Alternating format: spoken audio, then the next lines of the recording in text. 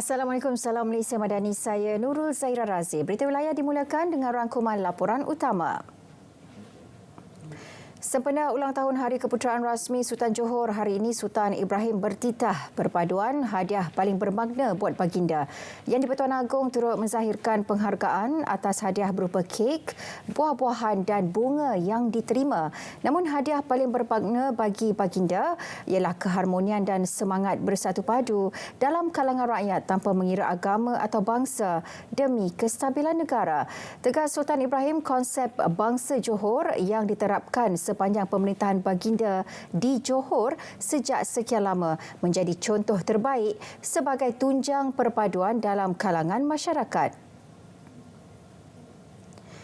Sementara itu, pemangku Sultan Johor Tunku Mahkota Ismail Sultan Ibrahim mengurniakan darjah kebesaran negeri kepada 7 individu sempena ulang tahun Keputeraan Rasmi Sultan Johor. Mendahului senarai penerima, Datuk Dennis Muhammad Abdullah dikurnia darjah Mahkota Johor yang amat mulia pangkat pertama Datuk Seri Paduka Mahkota Johor yang membawa gelaran Datuk. 3 lagi individu yang bawa gelaran sama, juruterbang peribadi Sultan Johor Datuk Rosli Mardofi, Panglima 7 Brigade Jeneral Datuk Muhammad Surya Muhammad Saad, Pengurus Besar Madus Sdn Bhd Datuk Ong Eng Leong. Manakala 3 lagi pegawai daerah dikurnia darjah Sultan Ibrahim Sultan Johor yang amat disanjungi pangkat ketiga Setia Mulia Sultan Ibrahim Johor. Tempoh pendaftaran pangkalan data utama padu yang akan tamat pada 31 Mac ini tidak akan dilanjutkan. Menteri Ekonomi Rafizi Ramli berkata pihaknya akan guna data sedia ada untuk mengenal pasti mekanisme bantuan selain mencari alternatif lain bagi golongan yang tercicir. So sementara dia tak adalah tercicir sampai tapi bila kita nak mula bagi tu duit tu, dia akan panjang sikit proses dia lah. Kita kena we will prescribe the next step for those people yang telah dikenal pasti layak dapat tapi tak belum mendaftar. Okey, macam mana dia nak semak kelayakan dia dan sebagainya lah. Rafizi meminta pemimpin komuniti yang menghadiri sesi town hall di Shah Alam agar berkongsi maklumat padu kepada penduduk di kawasan masing-masing. Setakat 20 Mac, 6.34 juta individu telah mengemaskini maklumat sistem padu. Berhubung tular isu mengenai padu di Sarawak, Kementerian Ekonomi akan berjumpa dengan Kerajaan Sarawak minggu depan bagi mendapatkan penjelasan. Kerajaan Sarawak antara paling terkedepan sebelum ini menggerakkan kaki tangan kerajaan negeri mereka untuk mendaftarkan rakyat menggunakan padu.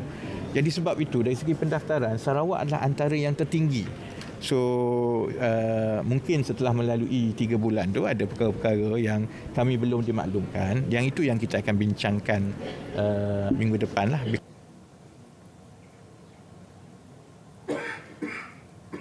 Kes kematian pelajar Kolej Vokasional disyaki akibat dibelasah di Lahad Datu, Sabah semalam. Kementerian Pendidikan KPM sedia beri kerjasama dalam penyiasatan kes terbabit oleh pihak berkuasa. Selain menegaskan kementerian itu tidak sekali berkompromi dengan salah laku buli di semua institusi pendidikan di bawah kelolaannya. KPM turut menzahirkan duka cita dan ucapan takziah kepada ahli keluarga mangsa. Selain menghulurkan bantuan kebajikan serta sokongan psikososial kepada keluarga dan warga kolej. Semalam pelajar berusia 17 tahun ditemukan meninggal dunia di asrama. Dipercayai dipukul sekumpulan pelajar lain. Kesan kecederaan dan lebam turut dikesan di beberapa bahagian tubuh mangsa. Polis mengesahkan telah menahan 13 pelajar lelaki berusia 16 hingga 19 tahun selain mengesan 7 saksi bagi membantu siasatan. Tiada rakyat Malaysia terlibat dalam serangan kebakaran yang berlaku di Patani, Yala dan Naratiwat serta wilayah-wilayah di selatan Thailand semalam. Bagaimanapun, Kementerian Luar Negeri menerusi Konsulat Jeneral Malaysia di Songkhla sedang memantau perkembangan berkenaan. Ini termasuk menyelaras usaha bersama pihak berkuasa tempatan bagi mendapatkan maklumat lanjut. Sehubungan itu, semua rakyat Malaysia di lokasi terjejas dinasihat sentiasa berhati-hati dan disaran mengikut perkembangan terkini yang dikeluarkan pihak berkuasa tempatan.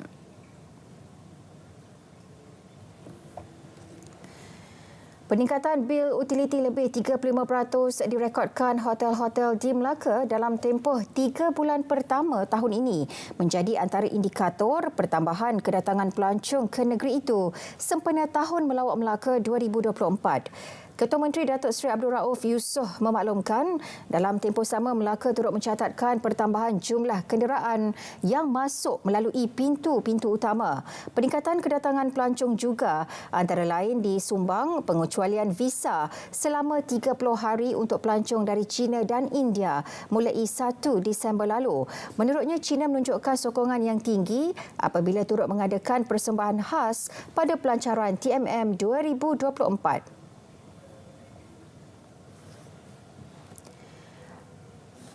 Met Malaysia merupakan barisan hadapan yang sentiasa memberi perkhidmatan tanpa henti kepada rakyat. Timbalan Perdana Menteri Datuk Seri Dr. Ahmad Zaid Hamidi berkata, warga Met Malaysia juga berperanan penting dalam memahami fenomena iklim, seterusnya melindungi kehidupan di bumi. Sempena sambutan Hari Meteorologi Sedunia hari ini, beliau harap harapan jabatan itu dapat mendidik masyarakat untuk menghargai pentingnya ahli meteorologi kepada dunia dan kepentingan memelihara kelestarian alam semula jadi. Baik saudara, untuk perkembangan semasa cuaca seluruh negara, kita langsung bersama Pegawai Met Malaysia, Dr. Nasihah Syamie Sabri. Assalamualaikum dan selamat petang kepada semua penonton. Kembali lagi bersama Met Malaysia untuk laporan cuaca yang terkini. Baik, kita mulakan laporan cuaca pada petang ini dengan melihat kepada imej satelit semasa. Dapat kita perhatikan kelompok awan aktif lebih tebal di sekitar negeri Sarawak berbanding di sekitar Semenanjung. Jadi hal ini boleh menyebabkan hujan yang berlaku di negeri Sarawak ini lebih panjang daripada biasa. Jadi hal ini dapat kita lihat lebih terperinci daripada paparan gema radar semasa. Hujan lebat kini sedang berlaku di beberapa kawasan di pedalaman negeri Perak melibatkan daerah Kuala Kangsar, Kampar, Kinta dan juga Batang Padang. Begitu juga hujan kini sedang berlaku sedikit di daerah Kulim di negeri Kedah. Selain daripada itu juga, hujan lebat masih berpotensi untuk berlaku sekitar lewat petang nanti di sekitar Lembah Kelang dan juga di bahagian Pontian di negeri Johor. Dan kami jangkakan keadaan hujan dan cuaca lembap di Semenanjung ini akan berangsur reda menjelang ke awal malam nanti. Berbeza keadaan di negeri Sarawak, hujan lebat berpetir kini dilihat berlaku di kebanyakan bahagian dan lebih tertumpu di bahagian tengah negeri Sarawak. Keadaan cuaca lembap di Sarawak boleh berterusan sehingga ke tengah malam nanti. Bagi negeri Sabah pula, hujan lebat kini sedang dicerap di kebanyakan bahagian di bahagian Sandakan dan juga beberapa tempat di bahagian pantai barat. Keadaan cuaca lembap di Sabah pula akan berangsur reda menjelang ke awal malam nanti. Baik, untuk makluman semua, suka untuk saya berkongsi bahawa hari ini merupakan Hari Meteorologi Sedunia dengan tema sambutannya ialah Barisan Hadapan kepada Tindakan Iklim. Jadi di kesempatan ini saya ingin mengucapkan selamat menyambut Hari Meteorologi Sedunia kepada komuniti meteorologi di Malaysia. Baik, itu sahaja info cuaca yang dapat saya kongsikan pada petang ini. Jangan lupa ikuti laman media sosial kami seperti yang tertera di sini untuk mengetahui keadaan cuaca yang lebih terperinci di kawasan anda. Sekian dari saya. Assalamualaikum dan salam Malaysia Madani.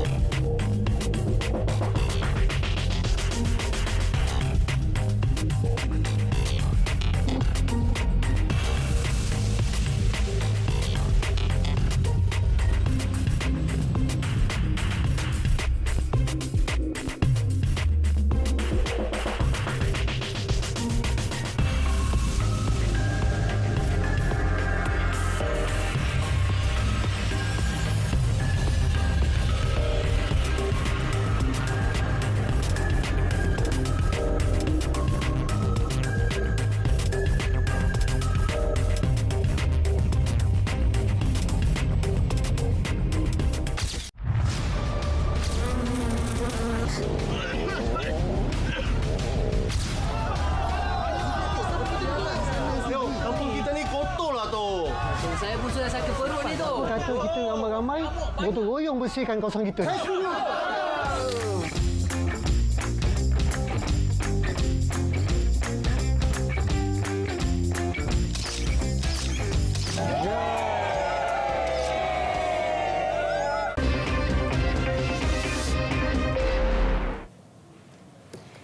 Kembali semula dalam Berita Wilayah. 2 lokasi di Sabah catat IPU tidak sihat. Itu antara tumpuan dari negeri di bawah bayu petang ini. Perincian bersama Suaran Syah. Suaran, teruskan. Baik, terima kasih Zahira. 2 lokasi di Sabah iaitu Kimanis Papar dan Sepanggar Kota Kinabalu mencatatkan bacaan indeks pencemaran udara IPU tidak sihat sejak pagi tadi. Ia dipercayai berpunca akibat aktiviti pembakaran terbuka di beberapa kawasan di negeri ini. Berdasarkan portal Sistem Pengurusan Indeks Pencemaran Udara Malaysia APIMS, setakat 4 petang tadi, kawasan Kimanis mencatat IPU tertinggi iaitu 155, manakala Sepanggar Politeknik Kota Kinabalu 151. Selain itu, beberapa kawasan lain seperti Kota Kinabalu mencatat bacaan 69, Tawau 52 dan Labuan 61 dikategori sebagai sederhana. Manakala bagi Keningau dan Sandakan dikategorikan sebagai baik dengan bacaan IPU 49 dan 44. Kebakaran terbuka membabitkan kawasan Lalang, Belukar dan Hutan dikenal pasti antara punca peningkatan bacaan udara. Tamu Ulu Dusun Sandakan antara kawasan di Sabah yang dikenal pasti untuk dinaik taraf dalam projek Tamu Desa Kementerian Pembangunan Usahawan dan Koperasi KUSKOP yang diperuntukkan dalam Belanjawan 2024. Lokasi itu dilihat sesuai kerana kawasan tamu berkenaan terletak di luar perkadaran pihak berkuasa tempatan PBT yang membolehkan projek menaik taraf dilaksana bagi menyediakan kemudahan kondusif kepada peniaga sekaligus menjana ekonomi. Menteri Pembangunan Usahawan dan Koperasi Datuk Iwan Benidik bagaimanapun berkata pihaknya memerlukan kelulusan berkaitan tanah memandangkan tapak tamu tersebut berada dalam kawasan Jabatan Pertanian. Tamu desa ini mesti dilaksanakan di luar kawasan perkadaran. Artinya kalau kawasan itu termasuk di dalam kawasan perkadaran oleh pihak berkuasa tempatan, maka dia tidak layak untuk mendapat projek Tamu Desa kerana ianya kita buat projek ini untuk membantu bangunan-bangunan gerai tamu-tamu desa, tamu-tamu kampung yang berada jauh di luar kawasan bandar. Datuk Iwan ditemui media selepas Majlis Perasmian Program Usahawan Madani peringkat DUN N50 Gum-Gum di Batu 14 Sandakan. Setakat ini, katanya, KUSKOP menerima 18 permohonan bagi pelaksanaan kawasan tapak tamu desa di Sabah. Dalam program ini, Datuk Iwan turut melancarkan Koperasi Usahawan Libaran Sabah Berhad, KOLIS. Dapatnya dana untuk memajukan ekopelancongan. Ini merupakan satu peluang di mana Sandakan ini amat kurang dengan aktiviti pelancongannya. Jadi kami ingin menyambut cabaran itu. Dengan cabaran itu adalah kami ingin mulakan pembangunan di kawasan Sepilok ini, di mana kami ada mengenal pasti tanah-tanah yang ada berkaitan di sini untuk kami majukan sebagai ekopelancongan. Turut disampaikan bantuan RM500 daripada Yayasan Bank Rakyat kepada 90 pelajar yang berjaya melanjutkan pelajaran ke institusi pengajian tinggi. Lembaga Tabung Haji TH diminta untuk terus mengenal pasti kawasan di Sabah yang memerlukan pembinaan surau dan naik taraf masjid. Timbalan Menteri di Jabatan Perdana Menteri Hal Ehwal Agama, Senator Dr. Zulkifli Hassan berkata, ia penting bagi memberi kemudahan kepada umat Islam untuk beribadah dan melaksanakan pelbagai program keagamaan. Beliau ditemui RTM selepas serahan program Musolah TH di Kampung Menunggui, Kota Belud. Menerusi program tersebut, TH menyumbang hampir RM500,000 kepada Darul Bakti Sabah untuk membina surau Al-Mujahadah Kampung Narinang dan menaik taraf Masjid Al-Hadari di Kampung Menunggui, Kota Belud tahun lalu. Pembinaan surau dan naik taraf masjid berkenaan memberi manfaat kepada hampir 700 umat Islam untuk beribadah dengan selesa. Terdahulu Dr. Zulkifli turut menyertai program solat subuh macam Jumaat anjuran Yayasan Dakwah Islamia Malaysia Yadim Sabah di Masjid Jamek Kampung Sembulan bersama lebih 150 jemaah. Alhamdulillah, Ramadan ini Ramadan yang sangat bermakna kerana saya dapat menziarahi dan melawat warga Sabah yang insya-Allah yang menjadi salah satu daripada fokus juga dari peringkat Jabatan Perdana Menteri Hal Ehwal Agama. Kehadiran sangat-sangat membanggakanlah. Nampak tadi penuh Dewan Solat Utama ni dan sampai melimpah ke bahagian luar. Jadi saya rasakan berpuas hati dengan apa yang kita telah capai pada pagi ini. 36 pegawai daerah dan penolong pegawai daerah di seluruh negeri dilantik sebagai pengerusi dakwah daerah bagi membantu Majlis Ugama Islam Sabah MUIS melaksanakan aktiviti dakwah dan pendidikan. Mereka akan menyelaras, memantau dan memberi cadangan mengenai aktiviti dakwah dan pendidikan serta isu-isu ummah di kawasan masing-masing. Menteri Sains, Teknologi dan Inovasi Datuk Muhammad Arifin Muhammad Arif yang juga Exco Pendidikan dan Hal Ehwal Agama Islam Sabah berkata, antara aktiviti dan isu ummah itu termasuklah tanah wakaf, perkuburan, sekolah dan urusan produk serta persijilan halal yang diselaras MUIS dan Jabatan Hal Ehwal Agama Islam Negeri Sabah, JAHINS. Kita mengadakan majlis penyampaian watika, pelantikan kepada pengurusi-pengurusi dakwah daerah. Yang terdiri daripada mayor, timbalan presiden, kemudian pegawai-pegawai daerah dan penolong-penolong pegawai daerah. Tujuannya untuk membantu menyelaras dakwah di daerah, program-program keagamaan, kebesaran Islam di daerah, malah pembangunan. Datuk Muhammad Arifin ditemui pemberita selepas majlis penyampaian watikah pelantikan ahli jawatan kuasa penyelarasan Badan Dakwah Daerah Negeri di Kota Kinabalu. MUIS memperuntukkan RM252,000 untuk diagih kepada pengerusi dakwah daerah bagi tahun ini. Terdahulu, Datuk Muhammad Arifin menyaksikan penyerahan 2 kaunter bergerak zakat dan 2 lori skuad bantuan prihatin MUIS daripada bahagian zakat dan fitrah MUIS kepada daerah Kota Kinabalu, Sandakan dan Tawau. Daerah Suk yang dinaik taraf sebagai daerah penuh sedang melaksanakan persempadanan daerah. Adun Suk Datuk Elron Angin memaklumkan surat setuju persempadanan telah pun dihantar ke setiap pejabat daerah dan pejabat adun bahagian Tenom, Kemabung, Tulit, Keningau, Tambunan, Tongot, Ranau dan Nabawan. Sempadan ini penting untuk kita tentukan supaya kita tidak berlapis. Apabila kita memohon peruntukan umpamanya atau melaksanakan prosedur yang memberi manfaat kepada rakyat.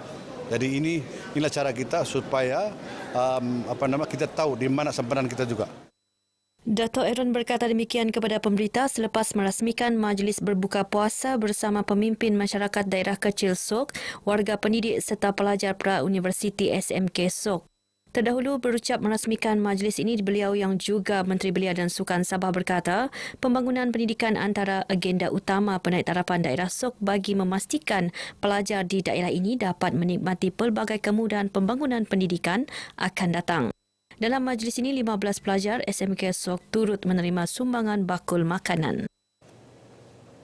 Pembangunan Ekonomi Sabah SEDCO menyerahkan zakat perniagaan bagi tahun 2023 secara berkelompok berjumlah RM277,697.16 kepada Pusat Zakat Negeri Sabah Majlis Ugama Islam Sabah MUIS. Ia hasil daripada syarikat kumpulan SEDCO terdiri Perkasa Reality Sdn Bhd, IIB Insurance Broker Sdn Bhd dan SEDCO Vest Holding Sdn Bhd.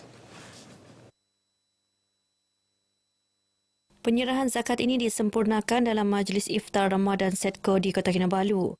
Untuk bayaran zakat, kita memang tiap-tiap tahun SEDCO kita akan membayar zakat sebanyak 200,000 dan anak-anak syarikat juga ada membayar zakat. Kita akan cuba membayar zakat maintain yang samalah. Kalau insya-Allah bisnes ataupun kita punya pendapatan meningkat, kita akan bayar lebih lah untuk zakat. Majlis Sugama Islam Sabah sebagai pemegang amanah untuk amil untuk negeri Sabah ini mengucapkan terima kasih terutamanya kepada Setco dan kumpulan di bawahnya, kumpulan Setco dan semua syarikat di bawahnya atas sudah beberapa tahun tanpa gagal membayar dan menyerahkan zakat kepada Majlis Sugama Islam Sabah untuk diagihkan.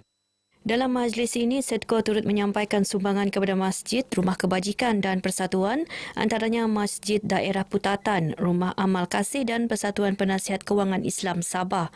Turut menerima sumbangan berupa baju raya dan wit raya 50 anak yatim, mualaf serta asnaf.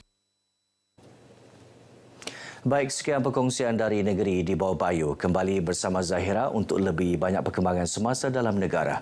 Dari sungai hingga ke segara, Palestin pasti merdeka. Zahira, silakan. Baik, terima kasih Suaran untuk perinciannya.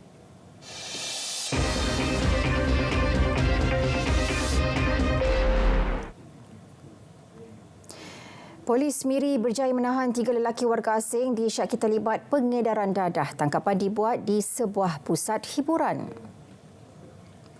Ketua Polis Daerah Miri ACP Alexan Naga Syabu memaklumkan penahanan turut membawa kepada rampasan pelbagai jenis dadah seberat 4.31 kilogram. Nilai rampasan dianggarkan lebih RM57,500. Kes disiasat mengikut Seksyen 39B dan Seksyen 39A-2 Akta Dadah Berbahaya 1952 selain Seksyen 39A-1 dan Seksyen 12-2 Akta sama. Lagi perkembangan dari Sarawak petang ini, pembinaan Jambatan Batang Kemena di Sebauh Bintulu bakal memudahkan penduduk menyeberang Sungai Kemena ke Hulu Sebauh tanpa menggunakan perkhidmatan feri dan dijangka siap penghujung tahun 2025. Terus saja bersama Buma Win di Kuching. Silakan Buma. Zahira, terima kasih. Projek pembinaan Jambatan Batang Kemena di Sebauh yang dirancang Kerajaan Negeri bagi memudahkan penduduk menyeberang Sungai Kemena ke Hulu Sebauh tanpa menggunakan perkhidmatan feri akan siap penghujung tahun 2025 setelah ianya merupakan projek sakit sebelum ini. Menteri Industri Makanan, Komoditi dan Pembangunan Wilayah, Datuk Seri Dr. Stephen Rundi Utom berkata, projek tersebut telah diambil alih oleh kontraktor penyelamat yang telah dilantik. Terutamanya jambatan melintasi pekan bawah ataupun jambatan Sungai Kemena. Saya melihat mungkin dapat disiapkan hujung tahun hadapan. Dan kontraktor telah pun berjanji mungkin seawal Julai ataupun Ogos. Beliau berkata demikian pada sidang media di Pejabat Daerah Sebauh. Terdahulu, Datuk Seri Stephen memberitahu untuk kawasan Ulu Pandan telah pun siap fasa 1 dan fasa 2 dalam proses pembinaan, manakala fasa ketiga telah pun diluluskan oleh Pembangunan Wilayah BPW. Saudara, Jelajah Ramadan 2024 RTM diadakan di Sibu hari ini. Baik untuk perkembangan muktahir aktiviti dan programnya, kita bersama wartawan Muhammad Hal-Hadi Samsawi yang kini berada di dataran Tun Tuanku Bujang, Bandar Sibu. Hadi, silakan. Terima kasih rakan penyampai di studio Kuching. Assalamualaikum, salam sejahtera, salam Malaysia Madani. Saya kini berada di dataran Tun Tuanku Bujang dan di dataran ini sekarang merupakan tempat yang paling meriah di seluruh Sibu kerana di sini akan berlangsungnya pelbagai acara, antaranya adalah sungkir perdana yang dijangka akan dihadiri oleh lebih 10,000 penduduk di Sibu. Dan sebenarnya semenjak awal pagi tadi pihak RTM dan dengan kerjasama pelbagai pihak telah mengadakan gotong royong untuk bubur lambuk. Seperti dapat kita lihat di kaca TV kita sekarang ini, Menteri Perpaduan Negara Datuk Seri Aaron Agodagang sedang menyampaikan sumbangan untuk golongan asnaf yang disampaikan sempena program pengagihan bubur lambuk di dataran Tun Tuanku Bujang petang ini. Dan selain penyampaian sumbangan untuk golongan asnaf ini, sebenarnya pihak Kementerian Perpaduan juga bersama dengan ATM turut telah memasak lebih kurang 10,000 bekas bubur lambuk yang akan diagihkan kepada mereka-mereka yang akan hadir untuk sungkir perdana di dataran Tun Tuanku Bujang petang ini. Dan jika kita dapat dengar di belakang saya, terdapat juga dentuman-dentuman yang sebenarnya adalah dentuman meriam buluh, di mana 15 orang peserta menyertai pertandingan meriam buluh siapa yang paling nyering bunyinya. Sudah pastinya permainan meriam buluh ini pasti mengambil memori untuk mereka-mereka yang selalu bermain meriam buluh semasa mereka kecil dahulu, satu ketika dahulu. Dan pertandingan ini sebenarnya dianjurkan oleh pihak pemuda PBB Sibu, dan di sekitar dataran Tun Tuanku Bujang ini juga orang ramai sudah mulai untuk menghamparkan tikar masing-masing untuk bersedia sungkir perdana beramai-ramai. Dan sebenarnya untuk sungkir perdana ini merupakan satu acara tahunan yang diadakan di Sibu, di mana penduduk-penduduknya akan menghamparkan tikar dan berbuka puasa beramai-ramai secara santai ala-ala piknik orang kata. Dan di sini juga kita dapat lihat bazar Ramadan yang terletak di seberang dataran ini. Dan bazar Ramadan ini juga berkonsep baharu tahun ini, di mana bazar ini dipasang kemahnya dengan lebih terbuka agar orang ramai tidak perlu bersesak-sesak untuk membeli juadah berbuka mereka. Dan di tengah-tengah ruangan bazar itu juga sebenarnya ruang kosong itu dan kemah yang di tengah-tengah itu sebenarnya adalah untuk orang ramai berbuka puasa sekiranya mereka mahu berbuka puasa di bazar itu sendiri. Jadi saya rasa sekian sahaja lintas langsung saya dari dataran Tun Tuanku Bujang. Kita kembali bersama rakan penyampai di Kuching. Silakan. Terima kasih Hadi atas laporan anda di Sibu. Baik, kita ke berita seterusnya. Sementara itu, program Jelajah Ramadan RTM 2024 kali ini bukan sahaja memberi peluang untuk kaki tangan RTM dan penaja menyalurkan sumbangan, juga berjaya membuka mata para peserta program mengenai jerih payah hidup golongan asnaf di kawasan masing-masing. Menurut pengurus jualan Ion Otomat Kuching, Zainal Bohari, tahun ini pihaknya menyediakan 4 buah kenderaan untuk menyertai konvoi jelajah Ramadan ini. Ujarnya, setelah menyertai konvoi dan acara penyerahan bantuan, beliau berpeluang menyelami denyut nadi masyarakat dan beliau kini lebih faham mengenai apa yang sedang berlaku di dalam masyarakat. Dan kita dapati, kita melihat sendiri dengan mata kita betapa banyaknya masyarakat yang memerlukan bantuan dan insyaAllah kita akan membuat satu aktiviti yang lebih berstruktur, rancangan yang lebih berstruktur untuk membantu mereka. Bagi pengurus cawangan Bernas Liansin, Ting Ken Siang, mereka kembali menjadi rakan strategik program Jelajah Ramadan ini selepas melihat kejayaan program sama tahun lepas. Jelasnya, pihaknya bangga dapat menjadi sebahagian daripada program penuh bermakna dalam memberikan bantuan kepada golongan kurang berkemampuan. So hari ini kita ada kasih sumbangan 60 set lah. Itu baku makanan lah. Itu termasuk ada beras, ada gula, sama sikit kita ada kasih itu raya pet lah. Jelasnya lagi, pihaknya turut menyediakan beras untuk penyediaan bubur lambuk di 5 lokasi, iaitu di bangunan Pawe, PPWS, Masjid An-Nur, Perkim dan bangunan Lakis. Kedua mereka ditemui ketika majlis penyerahan sumbangan untuk golongan asnaf diadakan di pekarangan Masjid An-Nur Sibu hari ini. Kementerian Pembangunan Wanita, Kanak-kanak dan Kesejahteraan Komuniti melalui Jabatan Kebajikan Masyarakat JKM memperuntukkan RM113,800 bagi pelaksanaan program Sejambak Kasih Raya untuk bahagian Limbang tahun ini. Pemangku Timbalan Residen Aspalela Muhammad Sahmoni berkata, inisiatif tersebut sebagai usaha kementerian untuk menceriakan penerima bantuan JKM sempena Aidilfitri ini. Kira-kira 1,058 penerima diagihkan sumbangan bernilai RM100 peserta hamper. Beliau bercakap demikian pada program Sejambak Kasih Raya peringkat bahagian di Limbang. Sementara itu, sebanyak 500 bubur lambuk diagihkan kepada pengunjung di Bazar Ramadan Lot 777. Pengerusi Persatuan Keluarga Polis Perkep Kompani C Batalion 12 Pasukan Gerakan AM PGA Limbang, Zamaah Abdul Wahab berkata, program itu di antara pengisian dirancang pihaknya bagi mengimarahkan bulan Ramadan. Ini adalah program yang pertama kali yang diadakan di Limbang. Jadi InsyaAllah program ini akan berterusan. Kita akan buat kalau boleh insyaAllah tiap tahun. Zamaah berkata pihaknya berbesar hati untuk berkolaborasi bersama pertubuhan atau persatuan bagi menganjurkan aktiviti secara bersama. Program Infak Baju Raya Al-Baid anjuran Yayasan Kepimpinan Al-Baid dengan kerjasama Tabung Baitul Mal Sarawak TBS telah berjaya mengagihkan sebanyak 12,700 pasang pakaian kepada golongan asnaf sejak tahun lepas.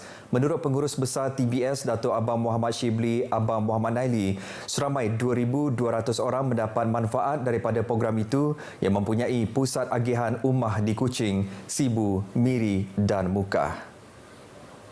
Jelasnya, program itu berkonsepkan mengajak golongan berkemampuan tampil mendermakan pakaian seperti baju kurung, tudung, baju Melayu dan kurta mereka yang masih dalam keadaan elok kepada Yayasan Al-Baid.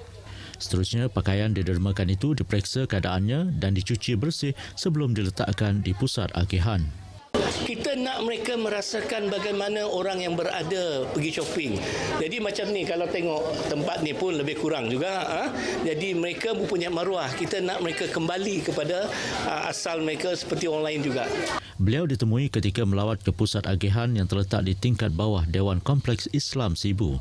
Jelasnya, derma mereka ini pastinya akan memberikan keceriaan kepada golongan asnaf yang mendapat pakaian itu sempena perayaan Hari Raya Aidilfitri yang bakal tiba. Katanya, pakaian yang tidak lagi dipakai itu adalah lebih baik untuk didermakan daripada hanya dibiarkan memenuhi almari di rumah mereka. Baik saudara, perkongsian itu tadi mengakhiri berita dari Sarawak. Dari sungai hingga segara, Palestin pasti merdeka. Kita kembali bersama Zahira di Angkasa Puri untuk berita seterusnya. Zahira, silakan. Baik, terima kasih Buma.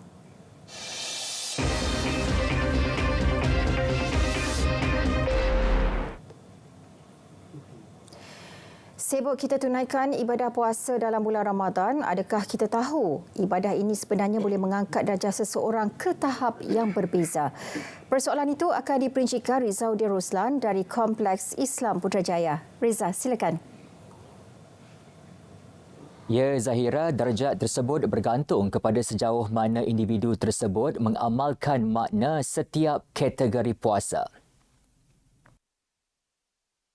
Pertama, puasa awam iaitu menahan perut dari makan dan minum serta mengawal nafsu. Biasanya, puasa ini dilakukan oleh orang awam atau mereka yang baru mula berpuasa.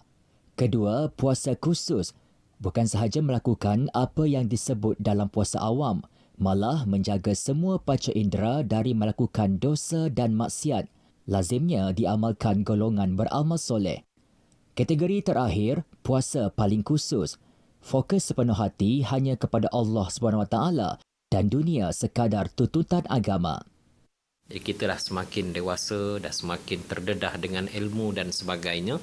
Sekurang-kurangnya kita menuju ke arah puasa jenis yang kedua, puasa khusus, bukan sekadar menjaga fizikalnya, tapi juga menjaga mulut perutnya, menjaga panca inderanya daripada melakukan perkara yang menyebabkan pahala puasa kita berkurangan ataupun menyebabkan terkurang pahala puasa yang kita lakukan, dan inilah suatu jihad ataupun yang memerlukan kesungguhan untuk mendapatkan peringkat puasa yang terlebih baik.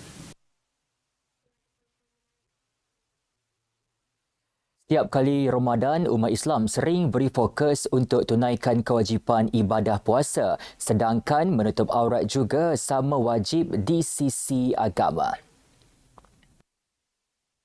Menurut penolong pengarah kanan Seksyen Dakwah Kreatif JAKIM, Muhammad Firdaus Muhammad Syurkhan, meskipun puasa seseorang yang tidak menutup aurat masih sah, namun pahalanya berkurangan. Kita habiskan pahala puasa kita dengan pakaian yang mungkin menonjol ataupun yang tidak sopan lah.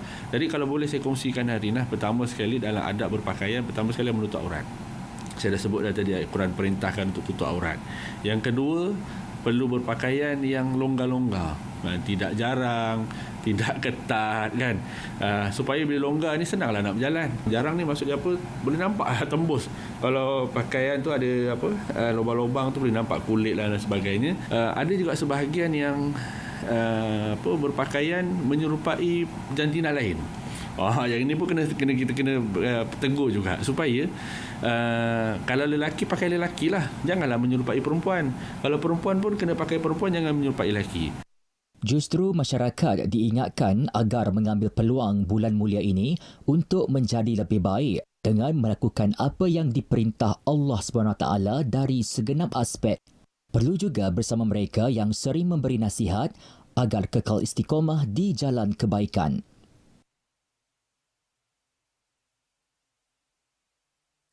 Bagi memberi peluang ibu bapa menunaikan solat tarawih dengan lebih tenang dan khusyuk, Jawi menyediakan pelbagai kemudahan mesra kanak-kanak termasuk khidmat jagaan sementara atau tarbiyatul aulad di 10 masjid di sekitar ibu negara sepanjang bulan Ramadan ini. Antara masjid terlibat, Masjid At-Taqwa Taman Tun Dr. Ismail, Masjid Universiti Teknologi Malaysia Jalan Semarak dan Masjid Usamah bin Zaid Wangsa Maju. Perkhidmatan secara percuma ini menawarkan 19 petugas secara bergilir yang dipertanggungjawabkan menjaga lebih 40 kanak-kanak setiap malam. Baik, inisiatif yang kita wujudkan ini sudah tentu dapat membantu ibu bapa untuk menunaikan solat, terutamanya sembahyang tarawih. Maknanya ibu bapa dapat menunaikan solat dengan khusyuk dan tenang tanpa perlu memikir risau mengenai anak-anak, dan anak-anak dia dijaga dengan baik oleh penjaga yang kita telah lantik. Inisiatif ini turut diakui memudahkan urusan ibu bapa terlibat. Inisiatif ini sangat bagus. Nak dapatkan tarawih dengan tenang tu susah kalau tak ada helper. So bila masjid sendiri ada inisiatif untuk jaga anak, ada aktiviti, and then alhamdulillah sebab free kan, percuma. So saya boleh hantar and then boleh solat tarawih lah. Membantu sebenarnya kalau macam anak yang kecil-kecil kan, sebab kita nak sembahyang pun kena fokus apa semua. So sebab kadang-kadang kita orang kena bergilir. Ayah dia sembahyang dulu, saya kena tunggu, saya sembahyang, bapak dia kena tunggu. Jadi bila ada program macam ni sebenarnya sangat membantulah kita orang nak beribadah tu. Sekian paparan berita dari Kompleks Islam Putrajaya. Dari sungai ke segara, Palestin pasti merdeka. Assalamualaikum. Baik, terima kasih Reza. Raja Muda Selangor Tengku Amir Shah Sultan Sharafuddin Idris Shah berkenan menyampaikan sumbangan tunai Aidilfitri kepada 487 anak-anak yatim di daerah Hulu Selangor. Hadir sama Exco Agama Islam Dr. Famingah dan juga pengerusi Yayasan Darul Ihsan Tan Sri Mazlan Mansor. Majlis penyerahan sumbangan diadakan di Masjid Nurul Iman Serendah. Tengku Amir Shah turut beramah mesra dengan anak-anak yatim yang hadir serta penduduk setempat. Pada majlis itu, baginda juga menyerahkan watikah lantikan kepada 3 orang ketua sahabat prihatin Yayasan Darul Ihsan dari daerah Hulu Selangor. Raja Muda Selangor kemudiannya mendengar tazkirah khas Ramadan yang disampaikan Ustaz Hafiz Hanifah, seterusnya menunaikan solat Zuhur berjemaah.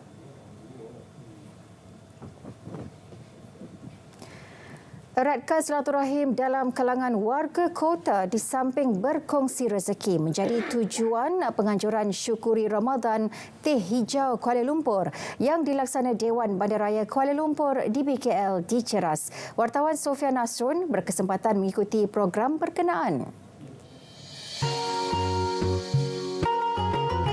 Program dianjur dengan kerjasama Persatuan Mencegah Dadah Malaysia Pemadam dari 11 parlimen wilayah persekutuan. Proses memasak melibatkan 74 kawah dodol dan periuk bubur lambuk bagi menghasilkan lebih 1,000 bungkusan untuk diagih kepada orang ramai. Bulan Ramadan bukan sahaja menjadi medan mengukuhkan silaturahim tetapi juga memupuk nilai persaudaraan yang kukuh, iaitu dengan nilai tolong-menolong dan juga toleransi. Mana lagi Kak kita nak susun? Saya melihat dari segi pandangan yang positif lah. So kalau saya tengok daripada pagi tadi sehingga petang, saya dipahamkan lebih daripada 1,000 orang yang datang. Walaupun dalam bulan puasa, lebih 1,000 orang yang datang. Jadi saya mengharap sangatlah supaya apabila datang kita beramah mesra, kita berkenalan di antara satu sama lain, mengeratkan silaturahim, terutama dalam bulan Ramadan ini. Dan apabila kita dah kenal di antara satu sama lain, jadi mudah apabila kita nak melaksanakan sesuatu kerja, untuk melaksanakan sesuatu program. Turut dianjur bazar percuma bagi mengagih barangan dan pakaian kepada 750 orang daripada mereka yang kurang berkemampuan. Agihan tersebut menjadi komitmen TBKL untuk sentiasa membantu golongan tersebut selari dengan tema program kali ini Ihsan Ramadan. Sementara itu, penerima turut menyambut baik usaha berkenaan. Betul. Memang betul lah dapat eratkan silaturahim antara kita sama umat Islam kan. Bagus. Memang macam galakkan. Bagus. Tak tahun boleh buat macam ni. Dengan gotong royong, masa dodol dengan berbulambuk semua dapat mengeratkan silaturahim kita pada bulan Ramadan ya. And then macam-macam aktiviti lagi ada dekat sini. Contohnya macam ni, baju, boleh selam baju. And then ada banyak daripada unit-unit di BKL ada dekat sini. So bagus untuk kita mengeratkan rakyat kita punya harmoni dalam rakyat kita. Bersama kita kuat, sendirian kita rapuh. Apabila kita berkukuh kerjasama dan silaturahim, sesuatu masyarakat itu akan menjadi lebih kuat. Sofia Nasrud, RTM. Kementerian Kesihatan menyarankan aktiviti luar bilik darjah ditangguhkan sementara waktu di lokasi berstatus cuaca panas tahap 1. Kenyataan Ketua Pengarah Kesihatan Dr. Muhammad Razi Abu Hassan berkata, sekiranya status cuaca bertukar kepada status gelombang haba, Kementerian Pendidikan boleh mengambil tindakan mengikut pelan yang digariskan. Status gelombang haba merujuk kepada iaitu suhu maksimum harian melebihi 37 darjah Celsius hingga 40 darjah Celsius. Semua itu, KKM menasihati ibu bapa agar memastikan anak masing-masing untuk mengambil air secukupnya. Bagi mereka yang berpuasa, disaran meminum air yang mencukupi ketika sahur dan berbuka puasa. Perkembangan sukan, Malaysia mungkin menghantar jumlah kontingen yang lebih kecil di Sukan Olimpik Paris 2024 pada Julai. Perkara berkenaan diakui Menteri Belia dan Sukan KBS, Hena Yoh. Menurut Hena, jangkaan itu selepas menyaksikan skuad hoki lelaki negara gagal layak ke tamasya itu pada Januari lalu. Jelasnya KBS juga sedang melakukan penambahbaikan program Road to Gold RTG bagi mengenal pasti atlet berpotensi untuk kesukan Olimpik Los Angeles 2028. Kemudian kita kena buat penambahbaikan. Itu sebab Road to Go sudah mengenal pasti LA 2028 dan kita telah letak atlet-atlet kita yang ada peluang ke 2028 itu dalam fast track program sekarang. Ya. So masih dalam proses kelayakan, kita berharap yang masih dalam proses itu akan berjaya lah.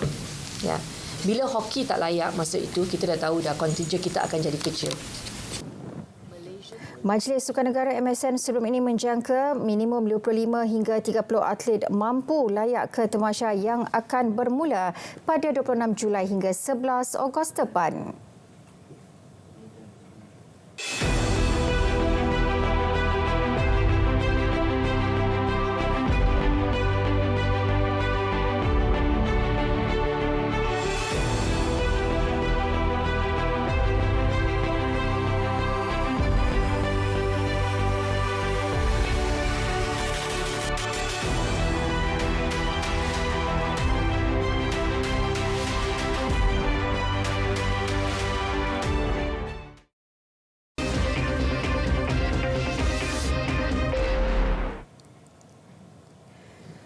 Hampir 7 dekad Surau Al-Mutadin di Kempas, Johor Bahru terbiar dan usang. Muncul sekumpulan anak muda nekat mahu kembali mengimarahkan masjid dengan pelbagai cara sehingga kini menjadi tumpuan orang ramai.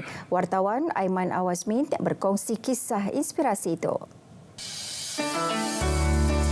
Surau Al-Muhtadin yang terletak di Jalan Masjid Kempas Baru kini tersergam indah dengan cahaya lampu LED dan juga tanaman hijau sekitarnya. Usaha itu digiatkan Jawatankuasa Rakan Muda Surau sejak bulan Ramadan tahun lalu sehingga hari ini. Lebih kata kawasan jalan depan ni memang orang kata trafiknya memang very heavy setiap hari kan. Jadi kita nak capture diorang ni punya attention supaya orang kata ini apa yang tengah-tengah ni. Bila mula hari pertama mungkin dia tak nampak apa-apa. Bila 2-3 kali lalu tengah-tengah dia nampak surau. Why not satu hari kita singgah lah. Singgah kali pertama, singgah kali kedua, singgah kali ketiga. Alhamdulillah lah. Sekarang semakin lama semakin mendapat perhatian lah surau ni.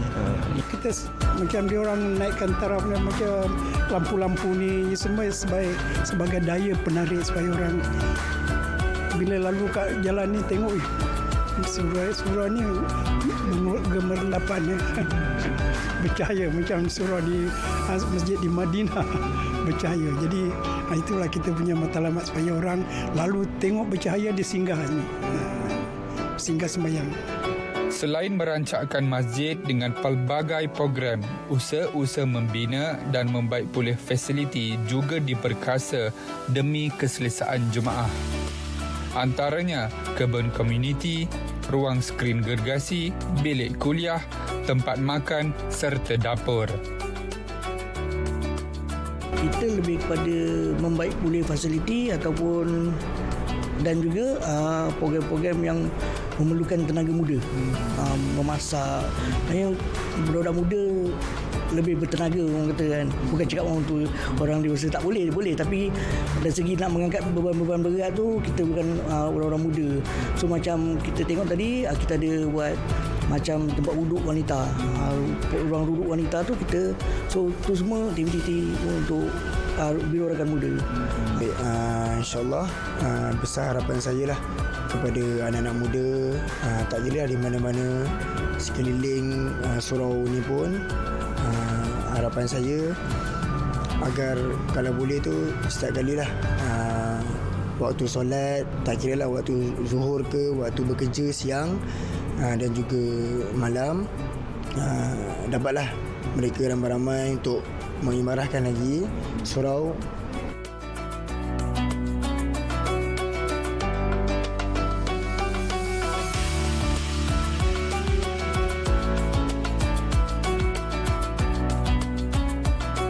Surau maupun masjid merupakan rumah ibadah bagi seluruh umat Islam di negara ini.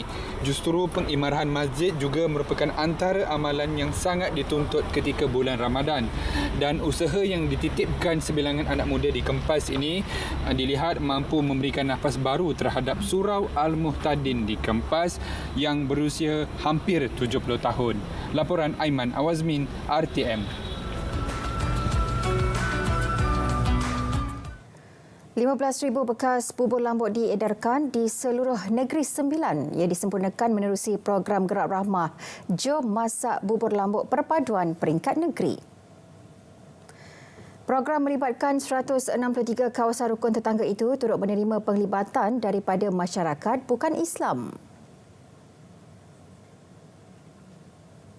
Bubur lambuk perpaduan ini kita libatkan semua kaum untuk bersama-sama bagi meraihkan bulan Ramadan, yang mana bubur lambuk ini satu kita dapat tahu makanan yang disajikan di bulan Ramadan. Jadi kita invite semua kaum untuk bersama-sama meraihkan dan bersama-sama dengan masyarakat dan juga kaum Islam untuk melaksanakan aktiviti ini dan menyemarakkan lagi bulan Ramadan dan juga perpaduan di Negeri Sembilan. Bagi penganjuran edisi kedua ini, pihaknya turut mengagihkan bubur lambuk dan menziarahi golongan memerlukan. Mayat seorang lelaki yang terdampar di Pantai Pengundang, Pulau Bintan, Indonesia pada 15 Mac lalu disahkan milik nelayan Malaysia. Pengecaman mayat Muhammad Sufian Alwi, 32 tahun, disahkan kakak mangsa di Hospital Tanjung Pinang. Pengarah Maritim Malaysia Laksamana Pertama Maritim Nurul Hizam Zakaria berkata, maklumat penemuan mayat disalurkan Polis Indonesia berdasarkan pakaian pada mayat terbabit. Mayat hanyut sejauh 86.3 batu nautika dari lokasi mangsa dilaporkan hilang 8 Mac lalu, iaitu 3.3 batu nautika barat Laut Pulau Pemanggil. Muhammad Sufian terjatuh ke laut ketika menarik pukat bot nelayan dinaikinya. Proses pengecaman mayat diuruskan Subpusat Penyelamat Maritim MRSC Johor Bahru dengan membawa keluarga mangsa ke Pulau Bintan.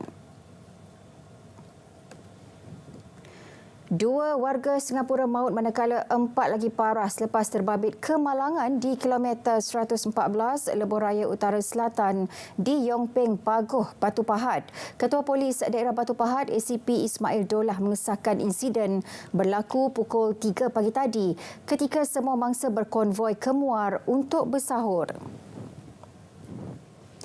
Kumpulan konvoi berkenaan berhenti di laluan kecemasan berhampiran kawasan rehat dan rawat RNR Yong Peng berikutan sebuah motosikal pancit. Bagaimanapun, sebuah lori dipercayai telah hilang kawalan telah memasuki lorong kecemasan dan melanggar kumpulan berkenaan.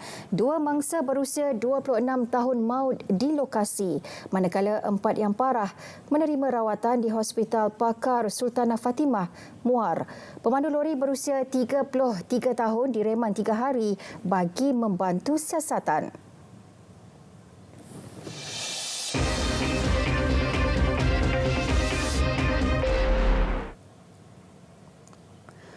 Labuan tidak ketinggalan menyertai program Gerak Rahmah Jom Masak Bubur Lambuk Perpaduan. Program berlangsung di Dewan Komuniti Kampung Sungai Lada. Sebanyak 5 kawah bubur lambuk disediakan sekaligus mencapai matlamat komuniti Rukun Tetangga KRT sebagai penggerak masyarakat progresif. Boleh dipupuk melalui masak-masak bubur lambuk seperti ini. Ini yang kita mau tekankan di sini. Walaupun dia nampak simple tapi dia punya impak adalah baik. Sebab di sinilah kita boleh berjumpa, boleh berkenal-kenalan orang yang baru. Dan inilah sebenarnya keistimewaan Jom Masak Bubur Lambuk Perpaduan. Lebih 1,500 bubur lambuk diagihkan kepada komuniti setempat.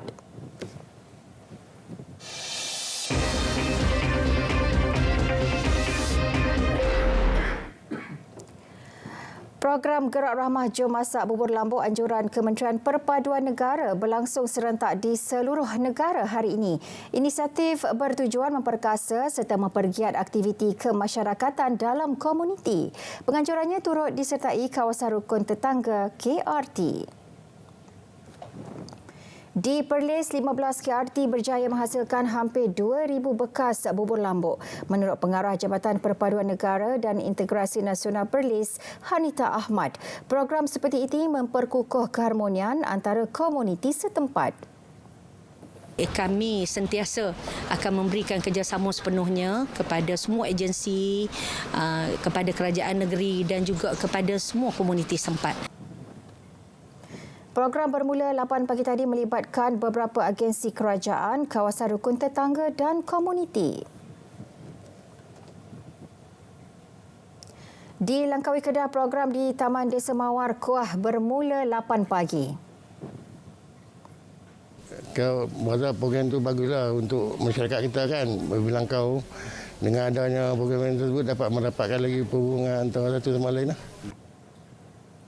Lebih 400 pek bubur lambuk diedarkan di hadapan Ibu Pejabat Polis Daerah Langkawi yang disertai wakil-wakil 27 KRT seluruh Langkawi.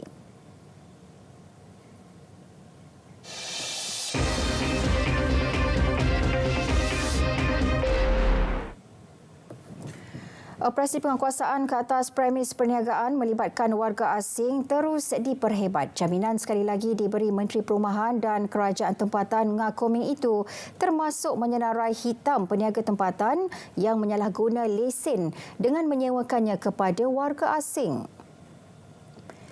Sehingga kini 489 lesen peniaga tempatan telah dibatalkan KPKT menerusi 1,809 operasi dijalankan dalam tempoh setahun. Keadaan sedemikian memang perlukan pemantauan. dan kawalan sepanjang masa. Tetapi tidak, we don't rule out, itu bukan pemilik. Yang kerja dekat pasar borong adalah pekerja asing yang sah. Mereka adalah pekerja. Dia bukan peniaga. Tapi kadang-kadang dia memberikan persepsi seolah-olah gerai itu milik mereka. Mengulas mengenai cadangan agar kuasa pemantauan harga barang diturunkan kepada pihak berkuasa tempatan, PBT beliau berkata, tugas yang dilaksanakan KPDN ketika ini adalah baik. Usaha membanteras pendatang asing tanpa izin parti terus dipergiat. Jabatan Imigresen Kelantan bersama Jabatan Pengangkutan Jalan menggerakkan operasi bersepadu di stesen penguatkuasa JPJ Mentara Gua Musang. Hasilnya 74 parti ditahan, masing-masing merupakan warga negara Bangladesh, Myanmar, India, Indonesia, Pakistan, Filipina dan Kemboja. Pengarah Imigresen Kelantan Muhammad Faizal Syamsuddin memaklumkan operasi berakhir pukul 3.30 pagi tadi menyaksikan kesemua mereka ditahan selepas pemeriksaan melibatkan kenderaan dan bas ekspres di Jalan Utama Gua Musang, Kuala Lipis. InsyaAllah kita akan teruskan operasi sehinggalah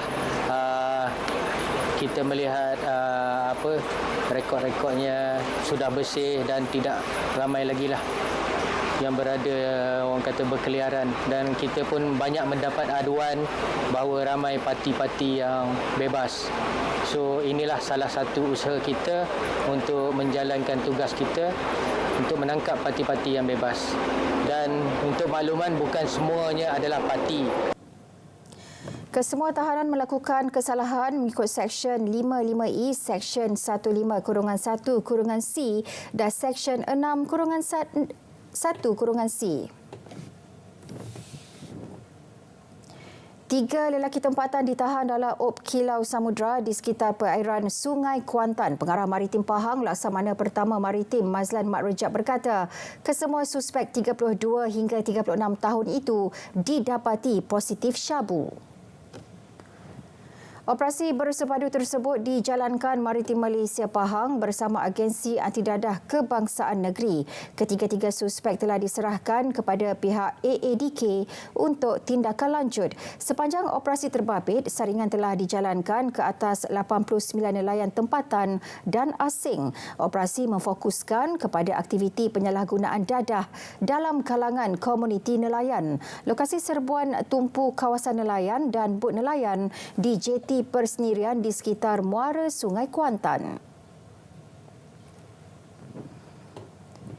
Baik saudara, berita wilayah berakhir di sini. Dari sungai ke segara Palestin, pasti merdeka. Saya Nurul Zahira Razi. Assalamualaikum, salam Malaysia Madani.